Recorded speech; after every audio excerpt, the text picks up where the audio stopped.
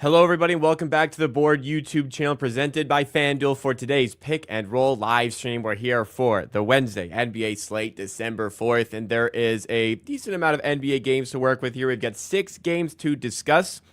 5 of those 6 games have spreads of 4 or less, so a lot of close games potentially on the cards tonight, which means some very good opportunities for some free picks and for some good analysis. Please make sure you do hit that like button in the early stages. Help drive us up for this video, this stream in the YouTube algorithm. Make sure you are subscribed to the channel as well for streams like this every weekday morning. I'm here with my co-host Pips once again. Apologies starting a little bit late as we solved his microphone, but it should be sounding as it did yesterday. Very, very good. Let's go to the picks from yesterday to start off the show. It was a tiny loss day, 0.1 of a unit because it was a 2-2 split overall. We'll pull up the bets here from our tracking. We had 4 SGPs, all of which were on FanDuel.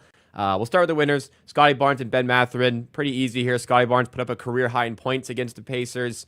The Pacers are a big target on this show. Their defense stinks. Mathurin also had a good game. Nice win there. Wow, we got some luck in this Sixers bet. Maxey scores 11 in like the last, how many minutes was it, Pips?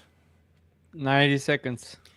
11 points in 90 seconds to cover by 2 points. So I would say though, he was 4 from 16.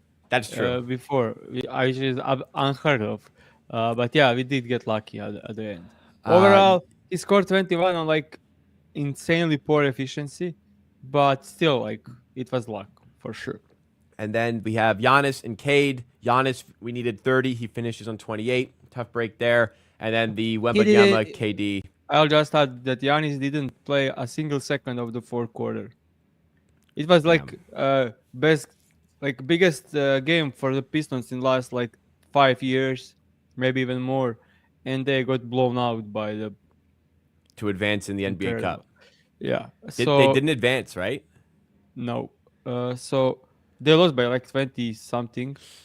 Yeah. Wow. I would say like they decided to put 3 guys to defend Giannis and leave wide open corner shooters. And in the first half, I think Bucks shot 16 from 20, 1 from 3. And then they switched in the second half to some normalcy, and Giannis was cooking. Giannis scored 17 points in third quarter, but never returned in the fourth because it was a huge blowout. Yeah, right. Sucks. This will be like 40 points from Giannis if he played fourth. So unfortunate there. The last play here, loser on KD, Victor Wembanyama.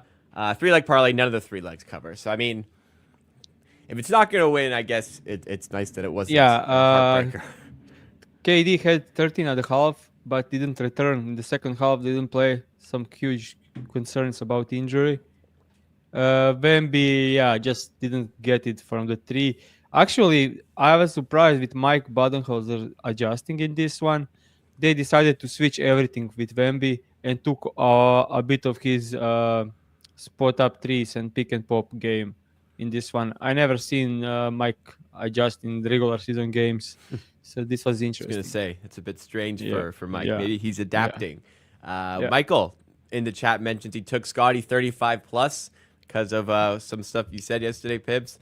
He ends on 35. Again, a career high there. Congrats to Michael on the nice win there. That was a sweat because Barnes just stopped scoring in the fourth. I would say like these huge milestones are the best spot to get against the Pacers. Like the numbers, the first scoring option and the second scoring option are putting against the Pacers. Unbelievable stuff. Like 2 seasons. Over 2 seasons, the sample size is like those bets are killing. Like 30 plus for Barnes is like more likely to hit than not, actually, which is insane. Yeah. On another one of the leans in discussion yesterday, the Rockets, we were pretty heavily on the Rockets to cover the spread or the money line. They end up losing by 9 to the Kings yesterday. What was going on with the Rockets? Just the Rocket stuff. We can beat best teams in the league. Then we lost to the Portland Trail Blazers and we lost to the Hornets. Now we lost to the Kings, so it's similar. We were up 10 in the first quarter, in the second quarter. Yeah, I saw that. And then some shit happened with Brooks and Fox. Fox got so fired up that he played unbelievable for the rest of the game.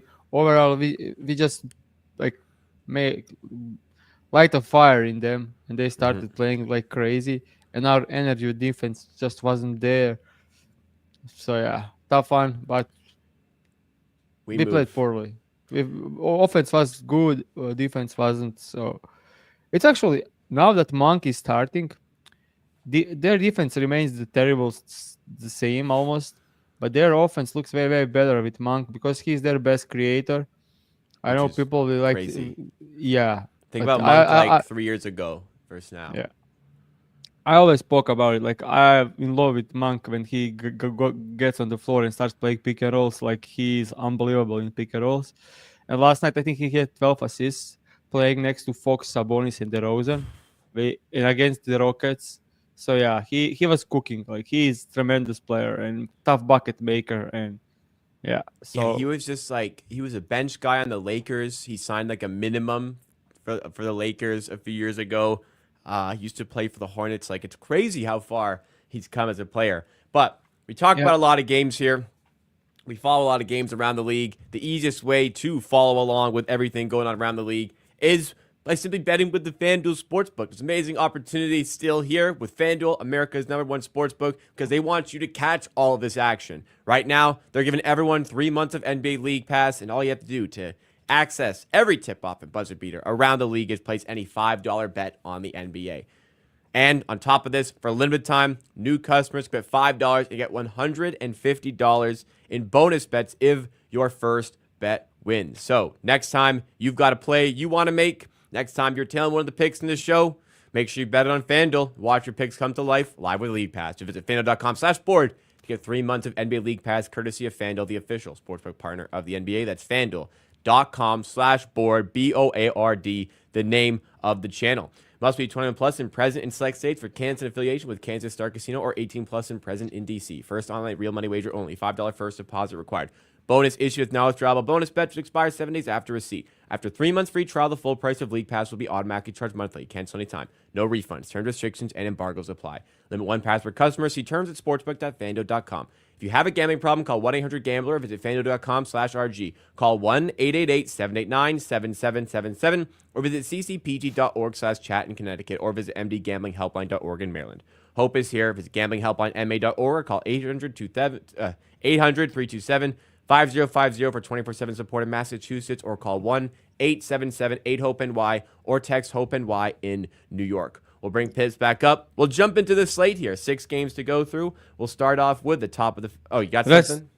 yeah, we'll go to the Boston one. We'll skip the top of the board and go to Boston because you've got a bet. Let's hear it. Yeah, not much up on the FanDuel. Can you check the points, rebounds, and assist lines, like combo lines? Is there anything Yes. additional? I checked 10 minutes ago. It wasn't there. For PRA, we have Cade, Ivy, and Tatum Yeah, available. I want to do Tobias Harris over 18 and a half points, rebounds, and assists. Okay. It's available in so many books. I don't know why FanDuel is not giving it back. This is Probably because it's 34 and a back to half. back. 18 and a half minus Wrong 150. guy. Sorry, I had the wrong guy. Okay. Yeah. Tobias Harris, points, rebounds, and assists. It's not loading for me, but I'll put it in the chat. You go ahead. Yeah, I'll open up. I need to add my Yeah, props add panel the just a screen. second.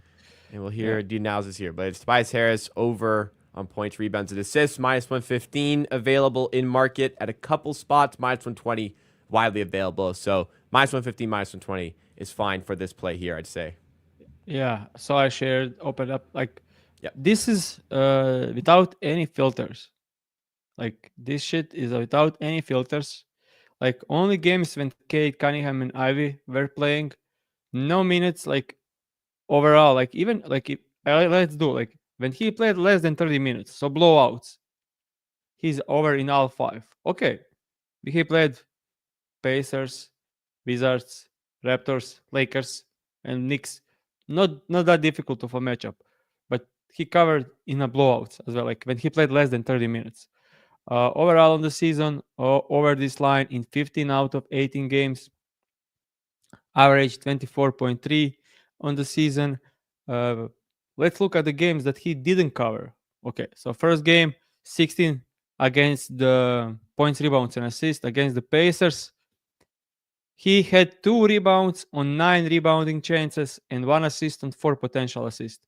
And he was only 3 short. So if he gets average numbers on rebounding chances, like 5 rebounds and 2 assists, he's up there to 20 points, rebounds, and assists.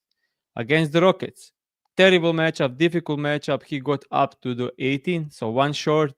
He had 8 rebounds on 15 rebounding chances, 1 assist on 3 potential assists. So it was close, I will say, like really close in very difficult matchup. And the third under against the Bulls, he had 2 rebounds on 12 rebounding chances, and still and was 1 short. So yeah, it was just the unders came in like terrible variant, terrible luck on rebounding. But against the Boston earlier this season, he had 22 points, rebounds, and assists while he was shooting 2 from 11 from the floor. Yeah, I just think Porzingis will pull out their bigs. He will rebound behind them. And on the offense, Boston will switch. He'll score against smaller guys because he loves to post up. He loves to isolate, and he'll get some wide open threes, even though Boston allow least spot up. That still be open in some in transition as well. So overall, I just buying low on the Tobias Harris. Also back to back, maybe KD is out, then he plays more aggressively, more scoring for him, more playmaking overall, everything. But if KD is playing, I expect them to stick in the game, even though the spread is 13.5. But Boston could have players out, and then it could be a close game.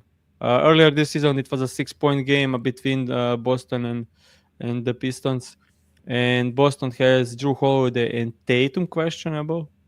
They rested White. They rested everyone besides Tatum over the last week. I could see maybe Tatum being out, and if Tatum is out, if Jason is out, this should be like Pistons should be able to stick around until like late fourth quarter. And if Tobias gets the minutes, he should cover this. As we can see, even in lower minutes, he was covering it. Like, honestly, I don't understand the line. Like, why is this set at 18.5?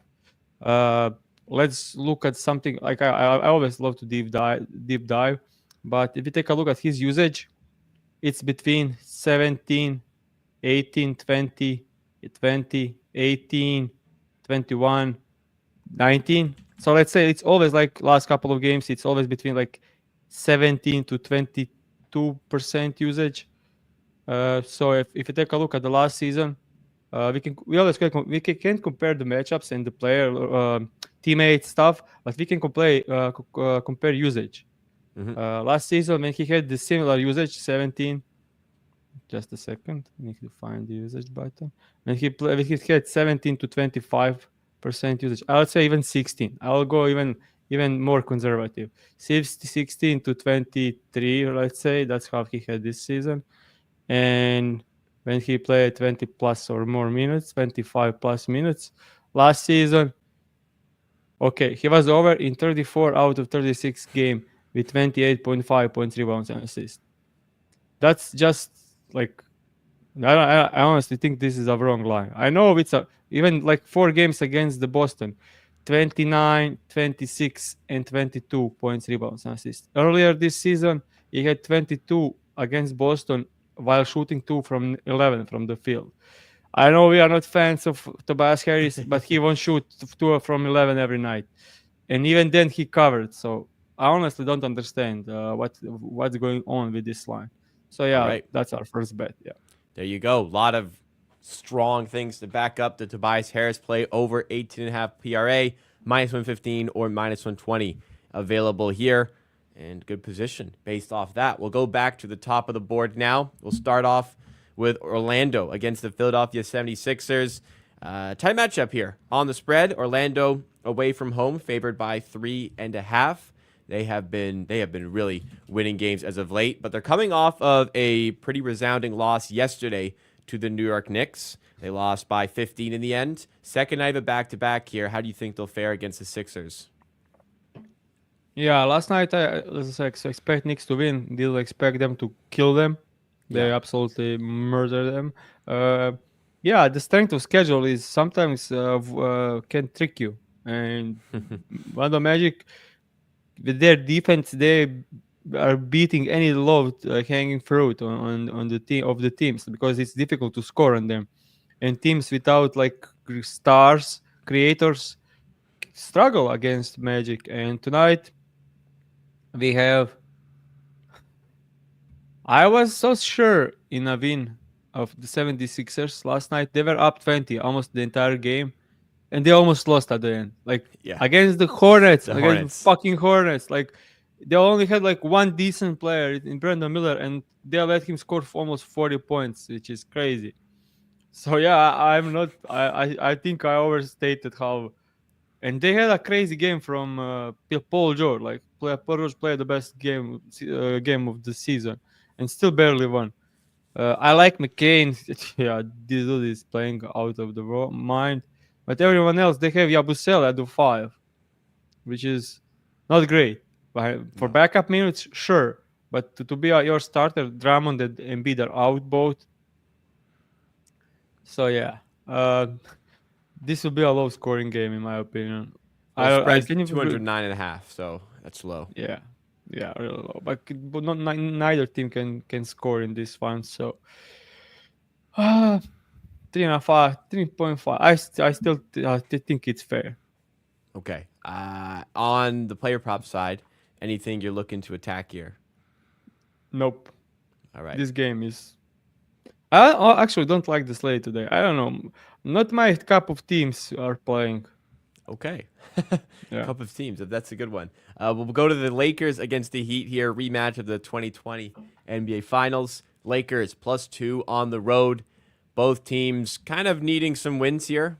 Both teams kind of treading water at the moment, I'd say. Lakers are 12-9, but aren't on a fantastic run of games here. LeBron is really struggling, especially from three as of late. Miami 9-10 at the moment. They've lost two in a row, coming off of a loss to the Celtics, which is understandable, but a 19-point loss and a loss to the It's not Raptors. understandable. It's understandable, but it's not when you look at that. Porzingis was out, Horford was out, Drew Holiday was out. Yeah, Heat Heat are same struggling. old every season. Every season, they're barely making play like playing team every season, barely making like 7, 8 spot, and that's absolutely incredible with players like I Butler, think Adebayo. what kind of hurt them in the long run was making the finals a couple years ago, as they were the 7th seed, I think, when they made the finals, or they the 5th. I don't know. They were a low seed, made the finals against the Nuggets, and that fooled them into thinking that like, hey, as long as we get in the playoffs, that's all we need to do, and then we can make a run from there. Um, I agree. I agree. and now they're fine with being like a pretty close to 500 team that squeaks in every year. But long term, I don't think this is going to find much success. Anyways, betting wise on this game, are you looking at anything? It's tough. I can get a read on Miami. Honestly, I'm trying. I watch their games, and I still don't know. Like they are like ranked as the 11th defense. When I watch them, they seem kind of worse. I had a bet on Jason Tatum. It won easily, but I watched the game and I was furious with their defense. Like they were making mistakes. Like the, I think two threes from Tatum. They switched and then two players went to the same player and left Tatum wide open, and he was the one handling the ball. I was like, I turned off the game immediately after that shit. Yeah, they suck on defense, and I love Spoelstra. I think he's the best coach in the league. I think that's probably most people will agree, but he had Bam Adebayo playing deep drop coverage against Tatum pick and rolls and divide pick and rolls, and they scored a bunch there. Like Adebayo is not. He is maybe a decent drop big, and he's probably one of the best on switches and hedges, like in the entire league. And he played him in drop and kind of didn't play to his strengths, and they got blown out. So I don't know like what's happening there. I don't trust them. I usually love betting unders against Miami. That was my go-to thing for like years. Now I just can't do it. Mhm. On the other side, we have struggling Lakers. I honestly don't know what to like. Austin Reeves threes maybe, but if they were playing like like I don't know. Like this is tough spot, so I'm not going to take anything. Yeah, last couple games the Lakers played, they lost by 29 to the Timberwolves, and then they beat the Jazz, but it was just by one single point. And LeBron has missed like 24 threes in a row, I think it is. I think Yeah. the NBA record is 27 missed threes in a row, so he's in a bit of danger there on that record. But I think this will be an interesting matchup just to learn some things about these teams. But yeah, I can kind of see what you're saying and how it could be difficult to predict and come up with a handicap. So we can move on to the next game. We've got the Pacers and Nets. Don't you love the NBA? 4 games at exactly 7:30 start time, and then a fifth game at 8 p.m. So awesome. So you can't watch all the games, or you can't even watch multiple of the games. They're all at the exact 4 of them are at the exact same time, and 5 will be happening concurrently. But anyways, the Pacers coming off of a loss to the Raptors. They lost by 11. They should have lost by more. The Raptors played with their food a bit in the fourth quarter. Pacers are not very good. I've not watched them a lot. I've seen them play the Raptors twice. This is free access to the paint against this team, and they're not even taking away threes either. I don't know what Yeah, the yeah. strategy is on defense, man. Yeah, I don't know. I spoke about it like 3 minutes. I had a huge rant about it on the last show, and you watched it. It's exactly the same. Like when you try to get to the rim, you get there, but they still collapse. But you still get there, Yeah, and and then if you if can you don't kick want out. to score, you kick out, and it's wide open three. Like either, yeah, I'm mind blowing. And they have size. Like they have Nemhard, good defensive player. Maturin is not great, but he has size. Siakam has size. Turner overrated, but really long and huge wingspan. Like you will think these guys could defend, and also they have Jarvis Walker, who is great on defense. TJ Mhm. McConnell, who is great on defense. So out of their top 7 players, 5 are positive on defense, and they are the worst defense in the league. At some point, you need to question coaching. Like Yeah, that's my only like this guy Quentin Jackson that starts for them. He's great on defense. Nemhard, great on defense. Siakam, I saw on your stream people were saying about Siakam being like in decline. I don't think so. I think he's just playing with terrible team. Like he does look poor, but we his remember defense like has regressed. yeah, it is. But I think if you put him on the Clippers or on the Orlando Magic, and then you'll see oh cool, he's suddenly again on Okay. great on defense. Yeah, it's the environment. Okay, the thing is, when he played on the Raptors, he had OG Anunoby, he had Kyle Lowry, he had Kawhi Leonard, he had Marc Gasol in his years. Like he played on like one of the all-time greats defensive teams, and that helps a lot. Mhm. But now he's playing opposite side on all-time terrible team, and that team has positive defenders, and they suck. So yeah, I think this some you need to check up the coaching. So yeah, Yeah, so last year the Pacers just played really fast paced. They scored a lot and then they didn't give up threes. So their defense wasn't very good, but they didn't give up threes. So to keep up with their offense, you had to score a ton of twos, and eventually the Pacers put up a good enough record where like you just couldn't keep up with them by scoring twos. This year, their interior defense still is bad, and they are giving up threes, as Pips was saying there. So it's leading to a team that is 9-13. That's got beat by double digits twice. They lost by 11 to the Raptors twice, and the Raptors are turning a corner a little bit, but they're not very good. So this team's struggling a bit. Is there anybody on the Brooklyn Nets that is available to target here based on this assessment of the Pacers? Yeah, I don't know. Uh, yeah, I don't know what to target here because Schroeder maybe, but no, because I don't know. I don't think I'll bet this one. I kind of like Schroeder, but Ben Simmons is questionable. I like his assist, but not with Ben Simmons.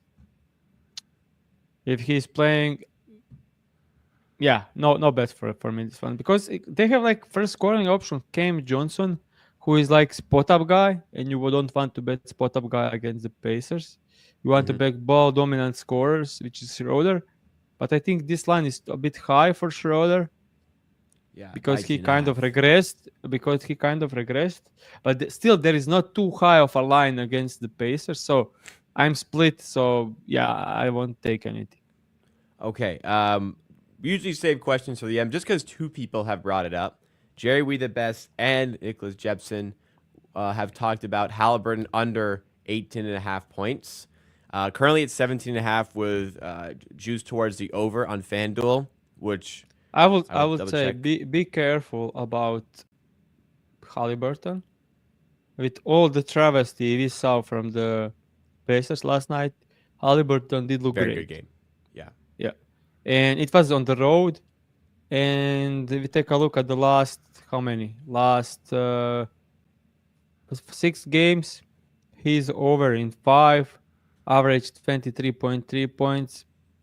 How many of those are Maybe he's on the back to road? health and yeah.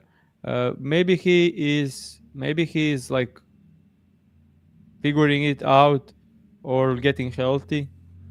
I know the Nets are a difficult matchup for him. Very difficult. Very aggressive against the ball handlers. But I can't figure out this Nets defense. Like they are great against ball handlers and then they get killed by the ball handlers. They are great like on some stuff, so many stuff, but overall they are still fifth worst defense in the league. I don't bet unders against bottom 10 defenses in the league. I will repeat that. I never bet unders against Pacers, against Wizards, against Nets in this case. I don't do it. I advise you to not do it as well. I'm pulling up so the 6 games you have for Halliburton here. Out of curiosity, how many of these 6 games are away games? So the Raptors one is away, but the rest of them, Memphis, and I know, but it was under in the Memphis yeah, game. I And think, the other uh, four are at home. but Memphis game was back to back, so Okay, that's big. interesting. So I will say this is a lot of like I don't know. Maybe it's okay. Maybe it's okay. I'm just saying. I watched Halliburton last night on the road, and he looked great for the first time Yeah, this season. trying to The think. thing So is, like, this is a back to back again. So maybe back to back again on the road, traveling from Canada. well, That's huge. Brooklyn's not that far. Yeah, Like it's yeah, a 1 hour but flight. still, yeah, okay. But it's still like away game, moving cities, back to back on the road. Going through customs. You do have to Yeah, go through customs though, which could take some yeah. time. But okay, you mean you've added a lot of uncertainty. I was just playing devil's advocate with the chat a little bit here for what they're saying here. So you provided a lot of uncertainty towards the play. So hopefully that answers some of the questions from the chat. 2 more games to go through today. We have the Hawks and Bucks featuring here. This was a former Eastern Conference Finals from a few years ago. It feels like a long time since then. But the Hawks +4 on the road against the Bucks. That's not a spread I was expecting to see at the start of the season. Giannis played yesterday, but he was sick. Is he playing today? I think he is no tax on Giannis, not even questionable. Okay, so Chris he's playing. Middleton is doubtful, but could improve So to Bucks play are time. healthy. Uh, I would think Middleton won't play, but Yeah, yeah, still, but like he hasn't Yeah. played all season, so it's the same Bucks we've seen all season. Honestly, Is this spread not like a little low? Could the I know the Hawks are 11-11, but 4 is a bit strange here to me. I mean, Hawks won 4 in a row, won twice against the Cleveland. The Cavs, yeah. Yeah, and they are healthy, and when they are healthy, they are good. Honestly, they are good. Like when they are healthy, they are good. And now they have like Trey Young, Dyson Daniels, uh, Zachary is starting, but Jalen Johnson, Capella, Hunter, Bogdanovic, Okongwu, 8 deep rotation. That's probably enough to make the playoffs in the East. Playing for sure Oh could yeah, be playing for probably sure. like home court playing team if they still they stay healthy. Uh, Trae Young is playing through injury so far this season and absolutely crushing the like assist lines and creation. Overall, I think the Hawks are terrible matchup for the Bucks.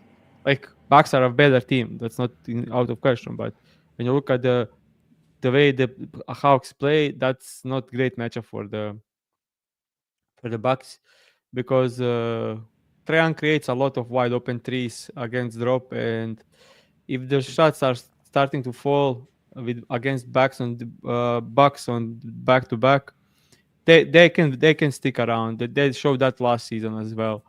So Trae Young is usually a huge problem for the Bucks. So I'll say with them being back to back, I think it's a reasonable spread. Okay. Any bets for this game? No, no, no, no, no. I The Bucks are in like stage where they are adjusting game to game. Uh, so because they need to like approach this like a playoffs because they started so poorly and the win rates coming from like some adjustments. I will say I can guess. Okay. Also, I don't know what to expect from the Hawks. How they approach defending Giannis. But I will say Jalen Johnson has the body and athleticism to try at least. Compete. Yeah, and the Hawks so far uh, their paint defense and rim defense is uh, like top of the league. Like I think they are like seventh or eighth ranked in points, like seventh I think. Uh, Seventh best, eighth best paint defense, and they're giving a ton of threes, which is okay, like to stop Giannis. And we'll see. But Giannis, I think Giannis usually struggled against the uh, Hawks Mhm. last season. Average 31. I mean, he's high, but when you consider how poorly, like, how Hawks were bottom 10 in defensive rating, and they still held Giannis under this line in like 2 out of 3 games. So they know how to play them. So we'll see. All right. We'll go to the final game on the board here in just a second here. If you guys are enjoying the stream, please make sure you have hit that like button already and subscribe to the channel. We're live every weekday morning here on the board YouTube channel as long as there are NBA games to talk about. After this last game, we'll hand it over to you guys for a Q&A portion of the stream. Any bets you have for today or any questions. We sparked a great debate yesterday. Send in your questions and I'll queue them up and get them ready for once we discuss the Timberwolves against the Clippers here. Timberwolves away from home favored by 3. The Clippers putting up a solid record this year. They're 14-9, playing good basketball. Kawhi Leonard's return seems around the corner. Timberwolves, 10-10 on the season. The team that was the best defense in the league last year has turned into an average defense, and this team is now an average team with a 500 record. What do you think about this game here? Who do you think is the better team? It's even. They are even, I would say. I Like agree, but Minnesota's away and still favored by 3. back to back for like Clippers who are short-handed. Yeah. So I'm just checking something. I'll do a bit more. Let me just quickly on the spot so I can share some interesting data on the Wolves. Mm-hmm. So currently the best defensive rating in the league is Is this a Gobert Oklahoma. on? Is this a Yeah, Gobert on off thing? Yeah. Wolves are ranked. Let me just check. So the best team, defensive teams in the league by far, huge margin ahead of everyone else. OKC, Magic, and Houston. And then it will be Wolves with Gobert on the floor. They'd be fourth if Gobert was Yeah, on for 48 yeah. minutes. And when Gobert is off the court, they will be fifth worst. So when Gobert is off the court, they are fifth worst, and with Gobert on the floor, they are fourth best. People love to hate on Gobert. It's incredible. Like you'll see so much. Like I don't know, is any like? Can you name one player that's just worse by the public? Like Like by a higher variance of actual ability versus public perception of the yeah, player. yeah, yeah. Um, top of my head, I can't think of anybody who's worse than Gobert. In the chat, let us know who's the player who is far better than their public perception is. Let us know the I player that I I comes I to can mind I can there. name a few, but it's not even close to Gobert. Like I think like this is a massive gap between like uh this is like the defensive end. They have. I'll just add Nickel Alexander Walker with Gobert. Like when he's sharing the court with Nickel Alexander Walker. Just I don't know. I'm doing it on the spot. Do you want to hear what's the defensive rating for Rudy Gobert and Nickel Alexander Walker when they are sharing to go court together? Let's hear it. It's 99. 99. That's pretty good. That will be the That'd be best good defensive in rating. that'd be good like 10, 20 years ago too, wouldn't it? Yeah, that will be like the best, by far the best defensive rating over last 2 decades. Like not even close. And why I did Nickel Alexander Walker? Because I think he is one of the most underrated players in the league. And even if I do like Jaden McDaniels, like He hasn't been as good this year, I'm, I'm but I'm a bit like a freak. I'll say like a couple days ago I spent like 1 hour sitting on my couch and thinking, what's the difference between Jaden McDaniels, Nickel Alexander Walker? Why is not Nickel Alexander Walker playing more? I will say like I was spent 1 hour sitting and thinking about it. Then I turn off the stats, and it's interesting. So Gobert with Jaden McDaniels has 113 defensive rating in the same amount of minutes. With Nickel Alexander Walker, he has 99 defensive rating. That's 15 points difference between defensive ratings. Probably because Jaden McDaniels is sharing the court more with Randall.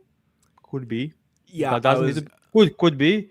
But man, when I look Nickel Alexander Walker as point of attack defense, I don't know if there are many betters in the league. Like he is like you're Canadian, that's your guy. Like he is glued. Like he can like turn his body like glued to the player and go like over the screen navigation out of this world. Very long, contest everything. Like he's amazing. And then you add Gobert when he's playing with decent point of attack defense, which is Nick Alexander Walker, 99 defensive rating. That's all time great. So it's not the problem in Gobert. Gobert is actually keeping them afloat. Like without Gobert, they'll probably be like bottom of the league, which is insane for this kind of team. But yeah, the, sorry for the rant, guys, but no, it's I fine. It's good. hate the things for Hey, the I don't narrative mind about Gobert. Canadian basketball propaganda there. I have no problem Yeah. with that. So And that's good stat. I will say like the second best defensive, maybe the best defensive guy in the league is Dylan Brooks right now. When you look, the leading defensive rating in the league is Dylan Brooks. So you guys have like two of the best wing defenders in the league. Yeah, they're seriously missing Cat. Not that his defense is great. We know it's very bad from his time with the Knicks. However, they're just missing the size. So when Gobert is off, this team is so small that gets picked on big time. And even though Cat's not a great defender, the size wasn't picked on last year. So a team that was average on offense last year had the best defense in the league. That made them one of the best teams in the NBA. They're now average in both. They're an average team. I'll just add one more stat. Sorry, guys. So when Oh, Rudy Gobert is on the floor without Randall overall, it's 103 defensive rating. So by far the best in the league. When Julius Randle is on the court without Gobert, with same minutes, 119 defensive rating, the worst in the league. That's worse than the Wizards and Pacers. that's bad. Yeah, That's that's not a good incredible. look for Randall. Yeah, Their bench is leaking points, for sure. yeah. It's just they need to add in a backup for Gobert. They need to have Uh, somebody who can be Gobert when Gobert's not playing. yeah, yeah, true. Anyways, on the game here, any read for this one as we got the Yeah, Clippers +3. let's bet. We are betting Dante DiVincenzo under 9.5 points. All right, DiVincenzo pulling up on FanDuel. Let's see if we got the 9.5 here. We do. -120 for Dante DiVincenzo under 9.5 points. I'll take a quick peek, see what the consensus is. Maybe -115 out there. Couple of them. A few. Well, Yeah, we'll track -120 here. yeah, But sure. you may be able to find -115. What is Yeah, it about DiVincenzo that you like under? I think we need to like admit we were terribly wrong about Dante DiVincenzo coming into the season. We had him in the 6-man conversation, and he is more on like he should play less minutes conversation because he stinks. So maybe What it's just happened? maybe just with Wolves thing. Maybe we just saw like him playing Golden State Warriors. They're insane organization for him. He was good then. He moved to the Knicks. They played like 6 guys in the minutes. Tips pushed him to 40 minutes. He played great, but it was like 2 months stretch where he played great, and we thought like he is better than he is because on the Wolves he is not good. Like, not that he's not great. He is not even good enough. Could that change? Maybe that thing with the shooters, shots can start falling at one point, but so far huge negative for them. I don't know why, I don't know how, but now he's playing pretty good defense. He will need to shoot the lights out in order to cover this. I'll show you guys about this one. Uh, I'll just use the filter. I think he's playing like 23 minutes. Last game against Clippers 22, against the Kings 25, against the Houston Rockets 21. So I'll say his minutes are probably between 20 and 25. The game against the Lakers, he scored 11 points, but it was a blowout, so he got an extended run in the fourth. So when he is playing up to 25 minutes, up to 25, he is under this line in 7 out of 8 games, and he should play less because suddenly they decided, okay, Mike Conley is finally healthy. We need Mike Conley on the court because to organize our offense, because our offense sucks. That's the thing that their coach said. I listened to the press conference. He said we need more Mike Conley. We'll play Mike Conley more minutes.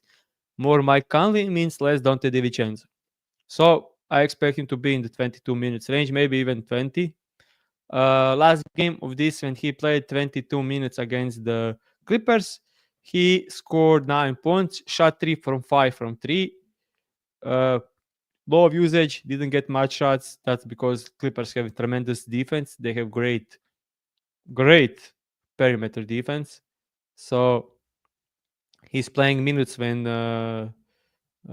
Harden is not there, even though Harden is playing great defense this season. But when we look at this, just poor stuff. Even if I'll just check on the spot. I didn't check this, but I think when he played good defensive teams that he didn't do well. Let's see how he did when he played above average defense. Yeah.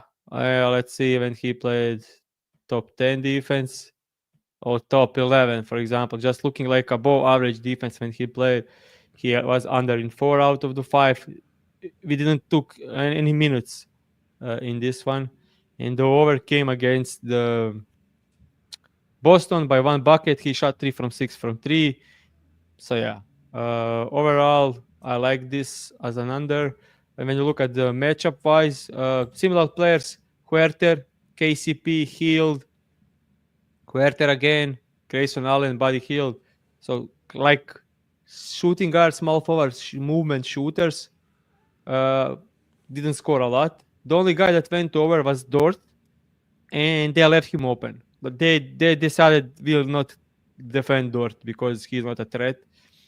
So the Dort was the one that went over because they decided to.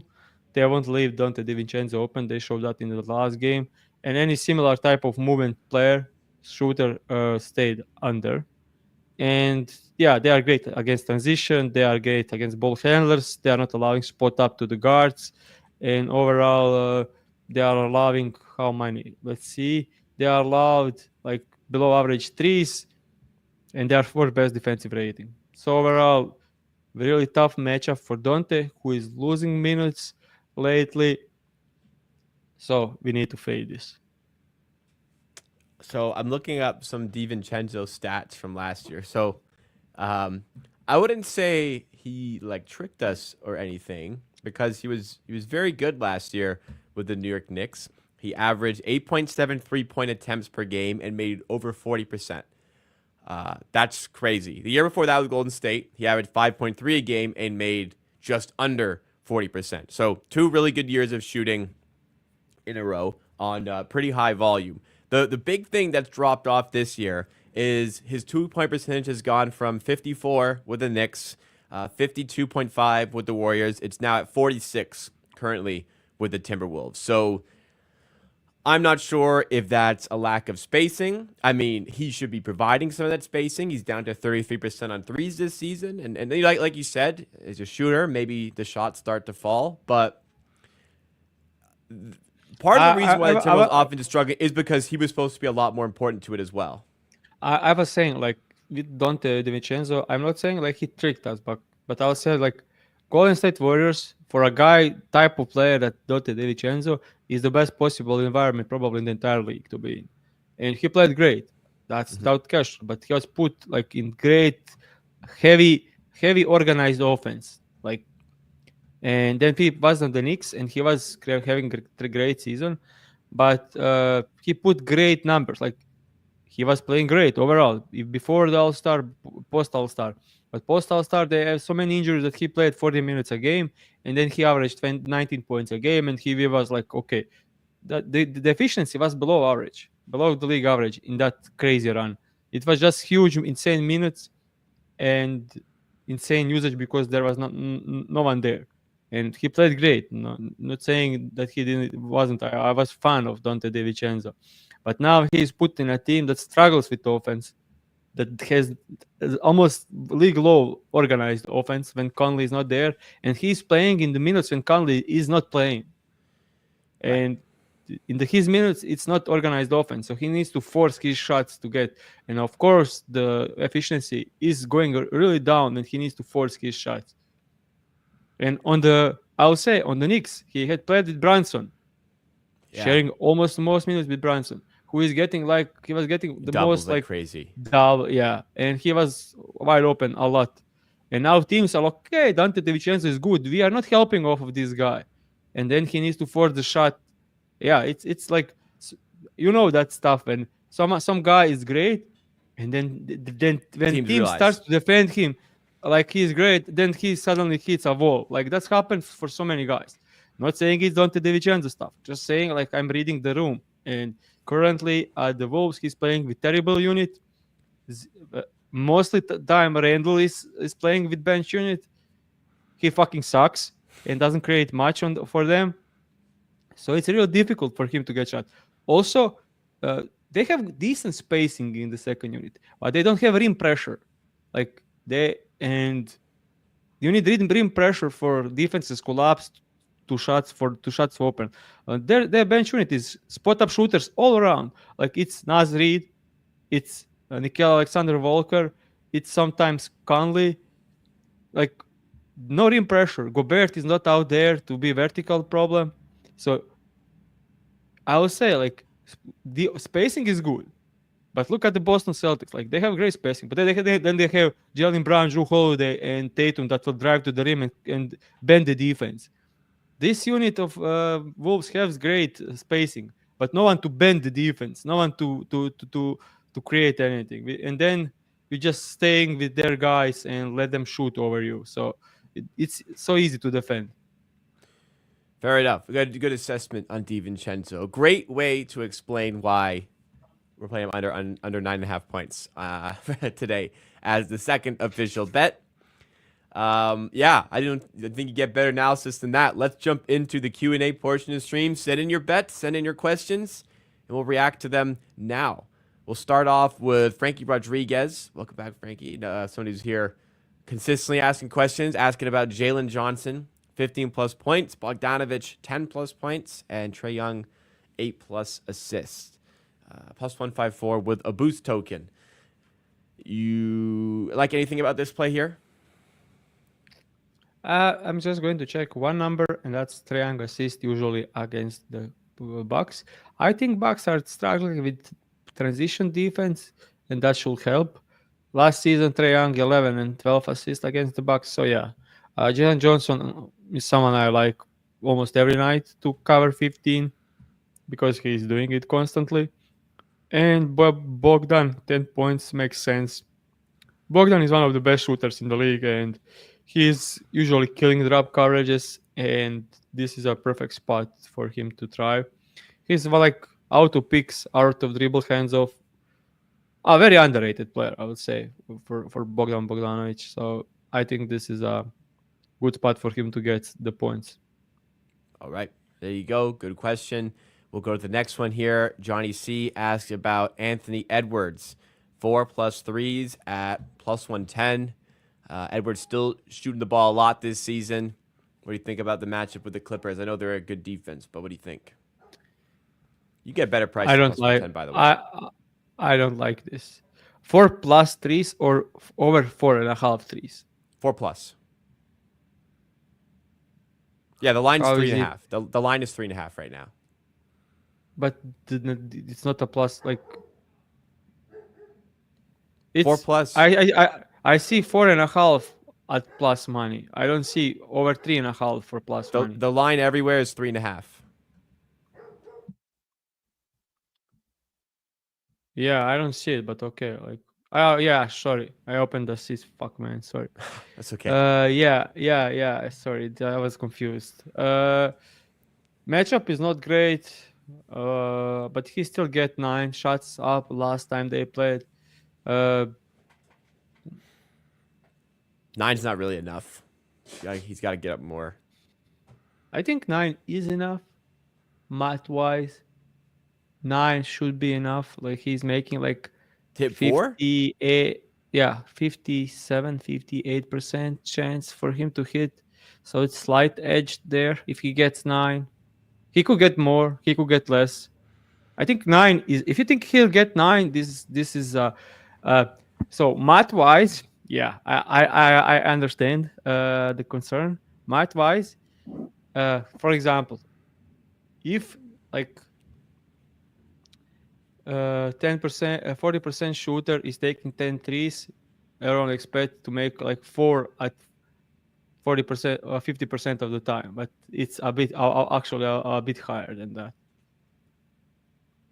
I won't go into deep. It's like another 5 minutes rant, okay. But good thing to check. Like ChatGPT is free, guys, and if you want to calculate, you can just make a like prompt in the ChatGPT. 40% shooter is taking 9 threes. What are the probabilities for him to hit 4 or more? Do it, and you'll get the numbers. Better than me explaining like this on the spot. Okay. Maybe you can do it like on the side and share it with everyone. I think that could be interesting. Let's run an experiment here. Yeah. I may not be logged in on this browser. Are you using browser. it like regularly Yeah. or like yeah, it's my like daily stuff. I check this stuff a couple of times. I do a prompt like 40% shooter, taking 4 attempts. Is making 40% of his. I'll just put shots to make it easier. Yeah. His shots this season. What are the chances he will hit four or more of his shots in a game where he takes 9 attempts? Yeah. It will be like in yeah, it will probably take like 30 seconds to calculate. This so binomial distribution, the probability of success is 40%, even on 9 attempts. Nope. Wait. No?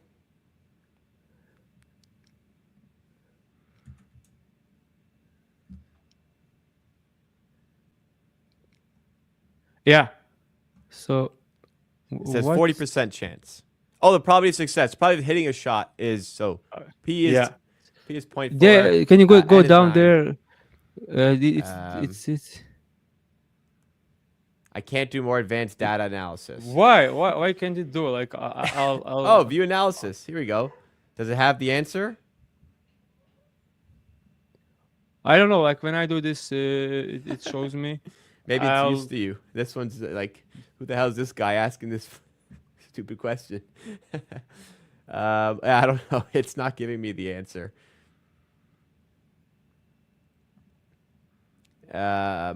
I'll calculate. I'll put it myself. My head hurts. But I don't know. Like anymore like this. This is like. I mean, I had this in college. Like for my. Yeah, this brings me back to college. I don't want to go back there, man. Yeah. This is like my daily. This is stuff. this is first year. This is 2018 stuff for me. This is first year of university stuff for me. Yeah, it's like 2016 for me. So it calculated for me, and it says like on 9 attempts, it's 52% chance. Okay, hang on. Somebody told me to adjust the prompt. I just put like simple stuff, like 40% shooter is taking 9 attempts. What is the chance for him to make 4 or more? I made it simple. It's not whatever. I believe you. Yeah, but like on 9 attempts, 40% shooter, it's 52%. If you take 10, what if he takes 10? So I think with 10, it will like be 58%. That was like I tried to calculate it in my head, but I think it's like 58% for it's called 61 actually. So if he takes 10, 40% shooter, it's actually 61%. This doesn't mentally. This doesn't make sense. Yes. Yeah, because like to make exactly 4 is different. There is a chance for him to make 5. There is a chance for him to make 6. There is a chance for him to make 7. And you combine all that, there is a chance for 4 or more. Is a bit more than to do like 0 from 3 is less than to do like 4 to 9 or to 10. Like, yeah, it's okay. It's that makes it make sense. Yeah, that makes more sense. Okay, that's with like similar with dices and like that's assuming they're all independent events. That's also this kind of tracks better, but each individual shot has like a 40% chance success rate rather than if he takes it's like if you have a 1 in 10 chance of winning something, if you enter 10 times, you may not win one of those 10 times. It's every time you play, you have a 1 in 10 chance of winning. So there's a 40% chance every time he takes a shot, it'll go in, assuming. And they are looking at one game and he can takes 10, and what's the outcome? Because there will be like he will average 4, but some games will be like 0. Some games will be like 7.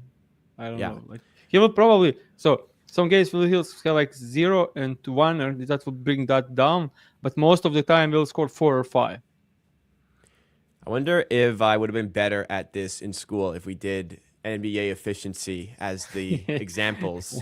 Probably. My We'll be way more interested in learning. I actually did do a project once. So why I'm a big advocate against the mid-range shot. I actually for a class did a 10-year study on NBA mid-range statistics and determined that teams that shot less mid-range shots were better almost always than teams who shot more mid-range shots, other than like the Spurs when they had like Duncan and all the guys who shot mid-range, and the Warriors when they had KD and with Curry. Those are the outliers. But I did do a 10-year study on that, which is why I'm a big advocate for threes and at the rim. Anti old head basketball. I remember the times in 2015 I was arguing with almost like everyone alive how that 33% from 34% from three is so much better than 50% from mid range, and it's so much more difficult to shoot 50% from mid range than it is 34 from threes, and everyone was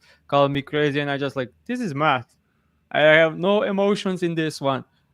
This is simple math. And this is 2015. Yeah.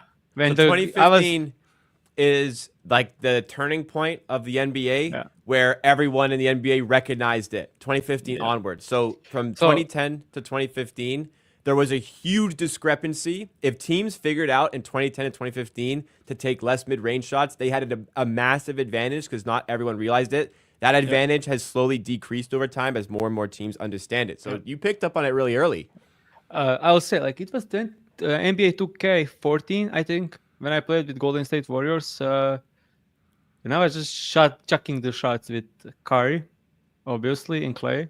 And then it hit me when I was playing the fucking PlayStation.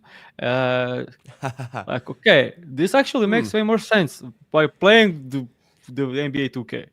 This game is even, but I'm winning by a lot.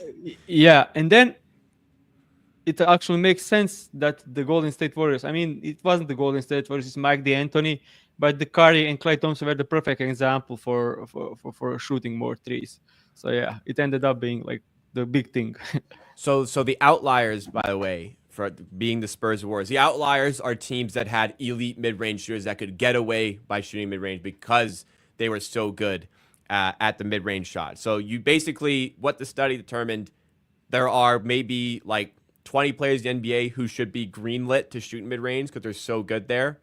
And also, like, you know, some other stuff, like if a player is really good at the rim, they need to take some mid-range shots, even if they're not efficient, just to differentiate their game, just so you can't camp the paint.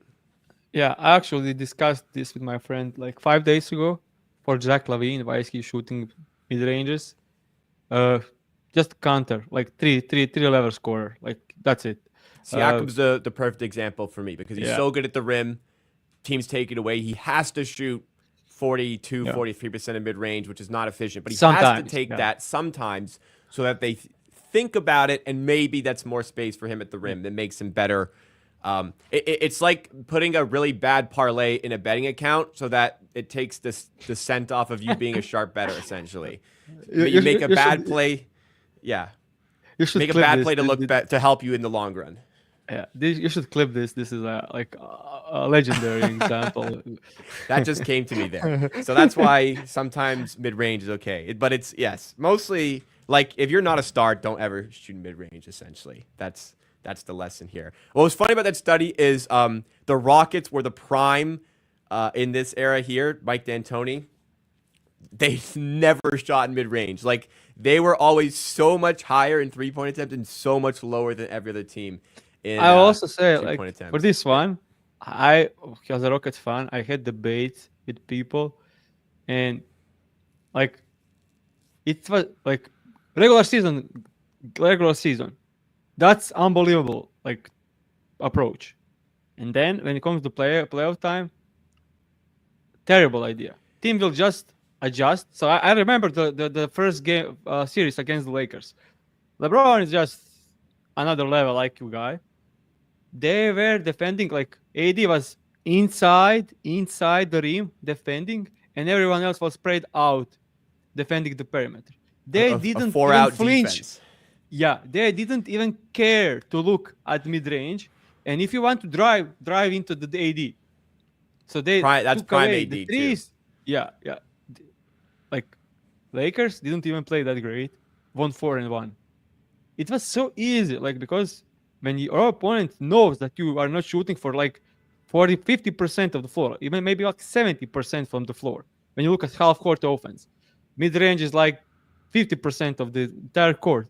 When the opponents know that that's not even the chance you take this, you are so predictable and easy to defend. The Lakers swept the floor with Houston Rockets in that series, only because like if Harden took a couple of mid ranges and everyone else, I think Houston could win that one. The But only the way, the only difference, like the issue I guess this could bring up, is that 3-pointers are a lot higher variance, so you have more games where you just cannot make a three. So like if Houston goes, let's Golden say State, somehow Houston State. missed 27 in a row, for example, that could lead to a rough game, especially if it's a game 7. I'm sorry, that was uncalled for. I apologize, but no, we rough see a lot of emotions.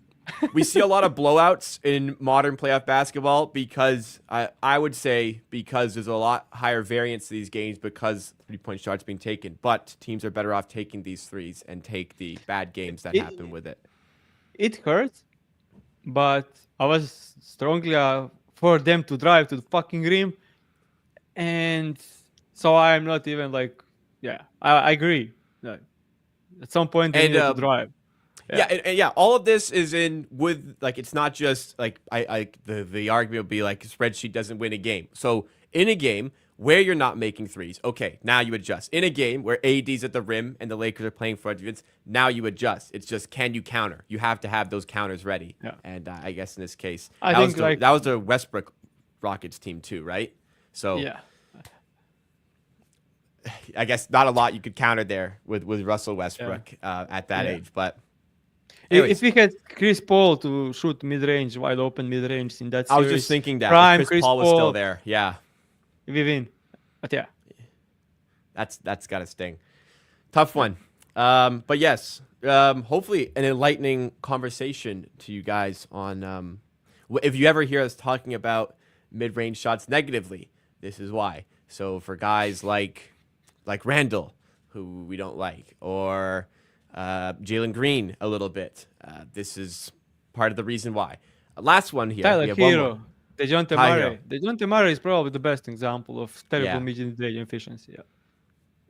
He's one of we talked earlier about the guy who's most hated, which is like incorrectly. Who are the players are most appreciated but shouldn't be? DeJounte Murray might be. People are coming down on him, but Murray might be number one. Yeah. I will agree that he's top 3 for sure. Because Randall gets hate. Like, Randall gets cooked online. DeJounte Murray, like, never gets any shit online, honestly, that I see. Jalen Green as well. You can get the shit from, I'm the only one shitting on him. No support for that one. On Jalen Green, I've seen a little bit. Like, he had, I'll say for Jalen Green, let's see, like 2 games in a row he played well. Let's see how many games it takes for him to play well, for people to come back and praise him again. Let's see.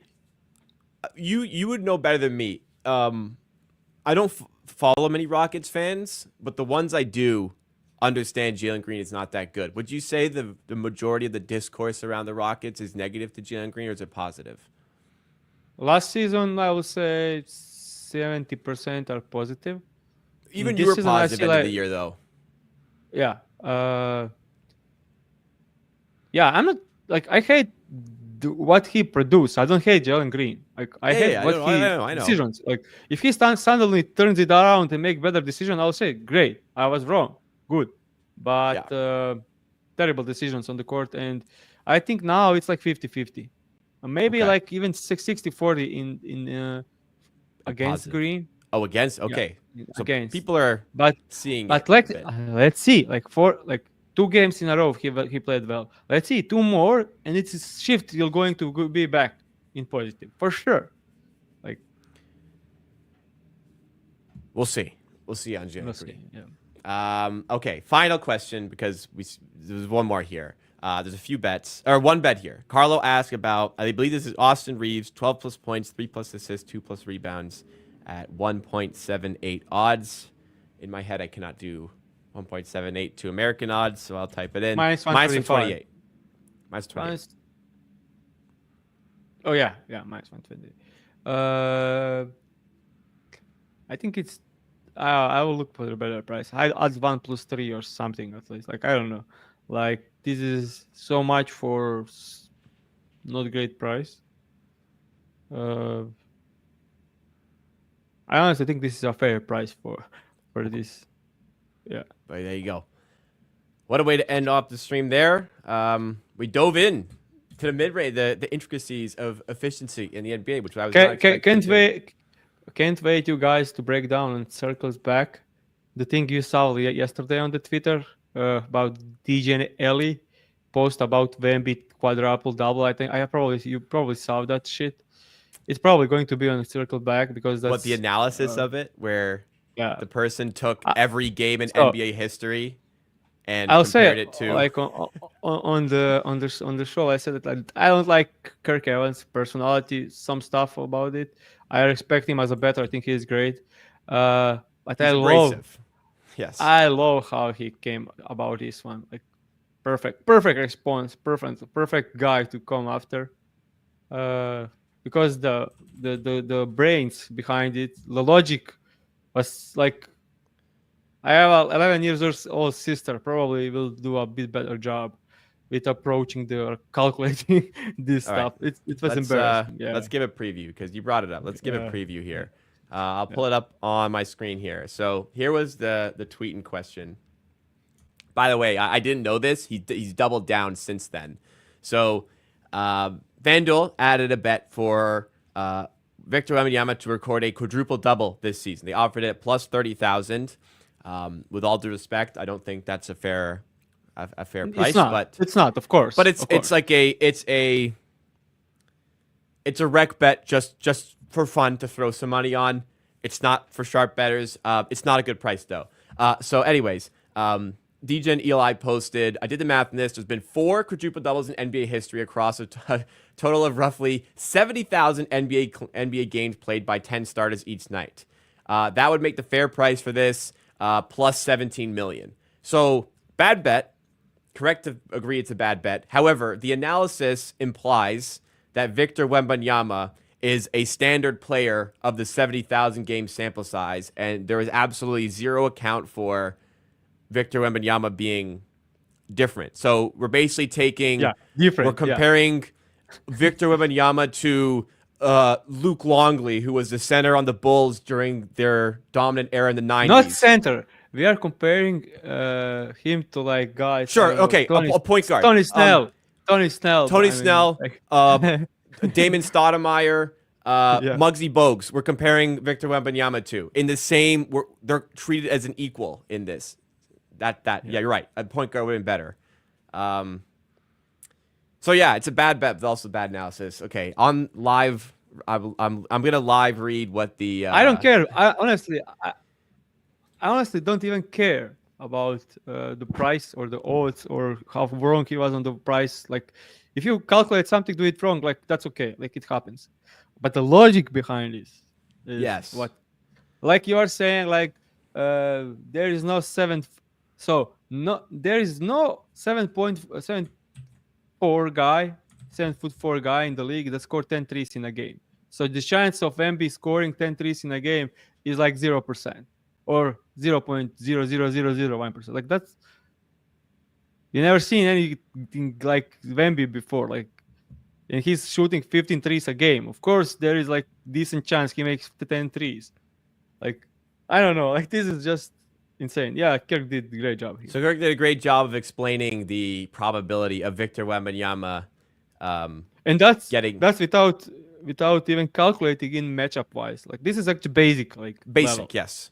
Yeah.